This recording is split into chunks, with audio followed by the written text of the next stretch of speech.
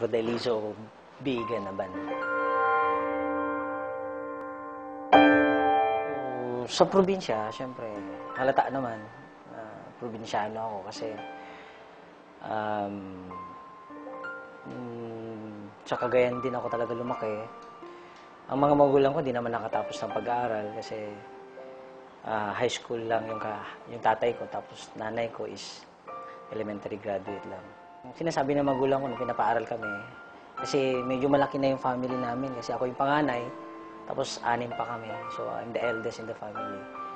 Pinapaaral ako, malilit pa yung mga kapatid ko. Sabi sa akin ng mga magulang ko, anak, mag-aral ka mabuti para pagkatapos mo, ikaw yung pag-asa namin. So, syempre, college pa lang ako, nakatatak na sa akin na kailangan ako yung pag-asa nila. So, parang hindi pa ako nakakatapos sa pag-aaral, may responsibility na ako. So, kahit mahirap ang buhay namin noon, kinaya namin. Part-time ako kung saan-saan. Naranasan ko naging, nakikigapas sa bukid. Tapos, pag walang pasok, meron kaming tricycle naman na medyo luma-luma na. Pag ako naman nandun, kailangan kong ibiyahe yun para may allowance ako. Kulang ko, nagsipag din ako para makatapos na pag-aaral. Yun nga lang ang problema. Siyempre, mga magulang ko, kung ano yung meron sa amin na resources, yun yung kailangan alagaan namin.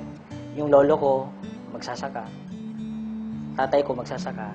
Sigurado, ako, magsasaka rin. Talaga is, matutunan ko yung mga ganon.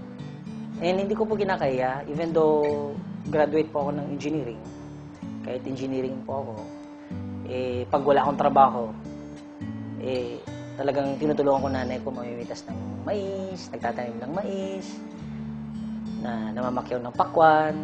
Talagang naranasan ko nagbenta ng mga pakwan, ng mais. And mahirap talaga. Nilalagyan ng mais. Ang ginagawa ko, nilalagyan ko ng mga panggato. Tapos, lalagayin namin yan ng mga 45 minutes.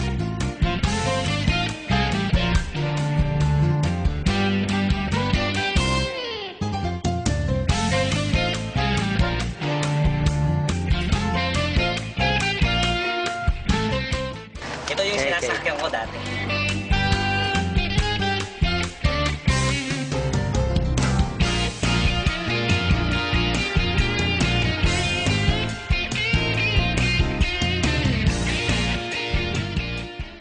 And I realized, dumating sa point na realize ko for 2 years, oo nga, ba't ko tinutuloy yung dating ginagawa ng magulang ko?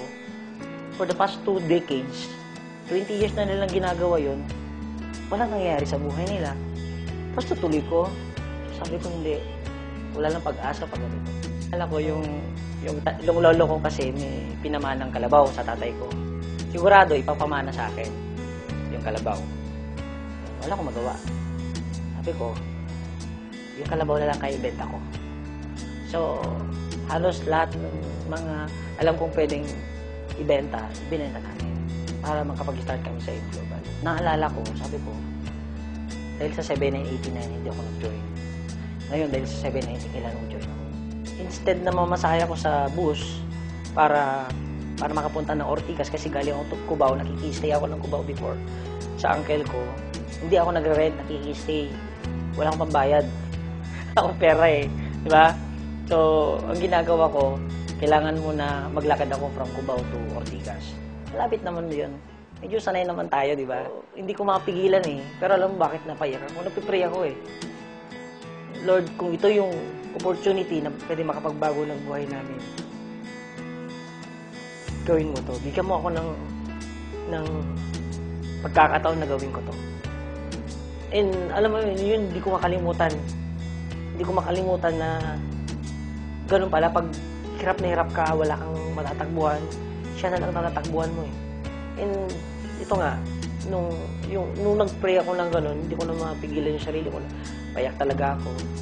And alam nyo, sunod-sunod na yung blessings eh. Halos lahat ng mga sinusuot ko ngayon, galing sa Global, yung apartment namin sa Tugigaraw, galing sa Global, yung nakabili na rin yung kapatid ko ng Dati kasi, nung una, before ako nakabili ng sasakyan, dalawang motor. So, magkasunod yun, nabili namin yung motor na yon. And right now, nag-stay na ako sa townhouse. May townhouse dito sa Mekamuning. Doon ako tumutuloy ngayon. Naniniwala ako may mangyari sa akin. So, nagtuloy-tuloy ako in just 8 months time. Nakabili ako ng brand new na sasakyan. Dati ho, nakasakay lang ako kalabaw. Kung dati kalabaw ang sinasakyan ko, ito na yung first car ko. Is yung namimigay kami sa mga bata, napapakain kami sa bata, tapos napaparlor. Yun po yung ginagawa ko nung bata ko, pupunta ako sa mga mayayaman para lang makatikim ng mga masasarap na pagkain tuwing Pasko. Simple lang naman ang nagmamotivate sa akin eh. Yung family namin. Kasi ayaw ko nang balikan yung dati namin naranasan. Yung point na halos hindi ka na makakain, na yung mga tao na lalapitan mo, akala nila, talagang tatakbuhan ka nila, bakit? Akala nila utangan mo sila. Pag wala ka palang talagang pera, iniwanan ka. Eh, ayaw ko na maranasan yun. Kaya inalagaan ko po ng buong puso ko, buong buhay ko, yung binigay sa aking opportunity ng AIM Global. Taos puso ako nagpapasalamat sa management ng AIM Global, lalong-lalo na, siyempre, kay Doc Ed, kay Sir Francis, Sir John Asperin. Kung wala sila, ako hindi lalaki ng ganito, sobrang laki ng AIM Global. Kung wala kayo, wala ako sa